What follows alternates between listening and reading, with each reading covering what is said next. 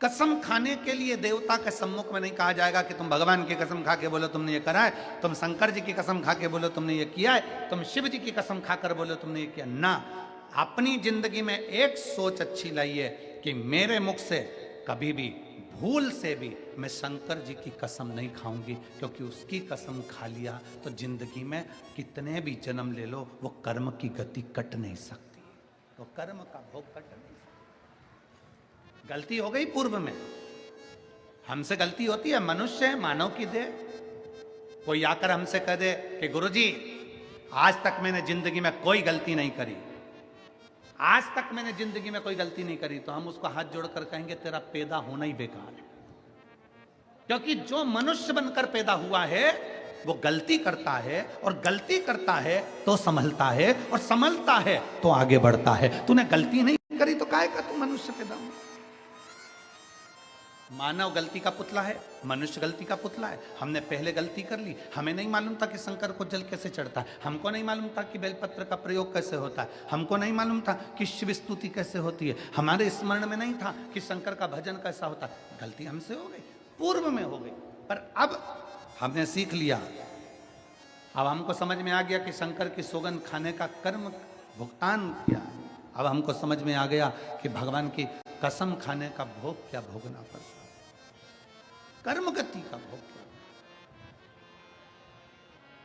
अरे मत बुरे कर्म कर वरना पछताएगा, भगवान की आंखों से तू बच नहीं पाएगा, तू बच नहीं पाएगा। अरे ओ अज्ञानी मत करना दानी। कर्म की गति का भोग क्या? माता कात्यायनी ने भगवान शिव जी से पूछा क्या कर्म गति का भोग भोगना पड़ता है? क्यों नहीं? भगवान राम राजा दशरथ जी के घर में जन्म लिए, राजा दशरथ जी के घर में उनका प्रागट्य हुआ, पर उनको भी वन में जाना पड़ा कर्म गति के अनुसार, वन भोगना पड़ा। भगवान कृष्ण का प्रागट्य हुआ, पर कर्म गति का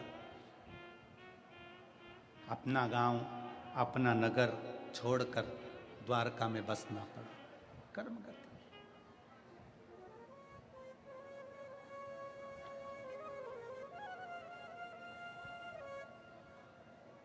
इस मनुष्य शरीर में ऐसा नहीं कि हमसे गलती ना होगी, गलती हो जाती है। पूर्व में आपने कसम खाई होगी, पूर्व में आपने कोई कसम ले भी ली होगी, पूर्व में आपने अपने भगवान की कसम, हाँ आपस में तुम कसम खा लो, हमें मना नहीं।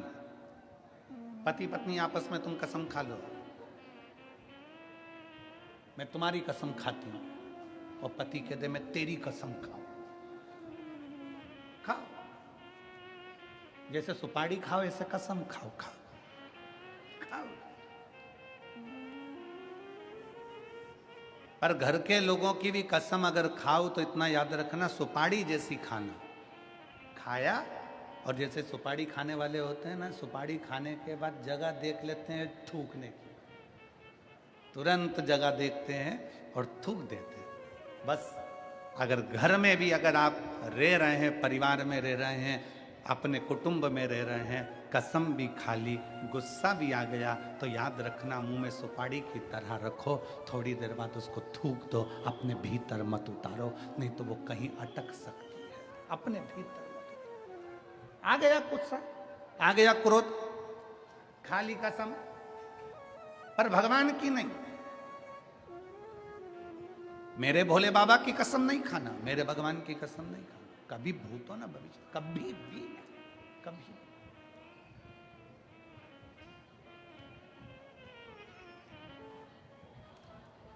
क्या कर्म गति का भोग भोगना पड़ेगा? क्यों नहीं भोगना पड़ेगा?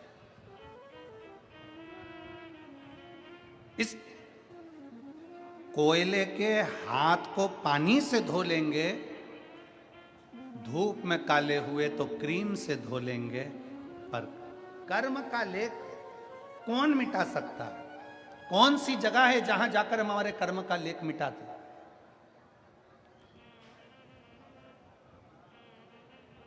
कौन सी ऐसी जगह है जहां जाकर हमने जो पूर्व में करा हुआ है, हमने अभी भी जो कर्म करा हुआ है, हमने झूठ बोल दिया, प्रपंच कर दिया, छल कर दिया, बेईमानी कर दी, कपट कर दिया, हम फिर कहेंगे संसार में जन्म लिया है तो हम मना भी कर देंगे, तो तुम ऐसा नहीं कि झूठ नहीं बोलोगे, आप कपट नहीं करोगे, बेईमानी नहीं करोगे, सब कुछ करना है। संसार में जन्म लिया, कलिकाल में जन्म लिया है।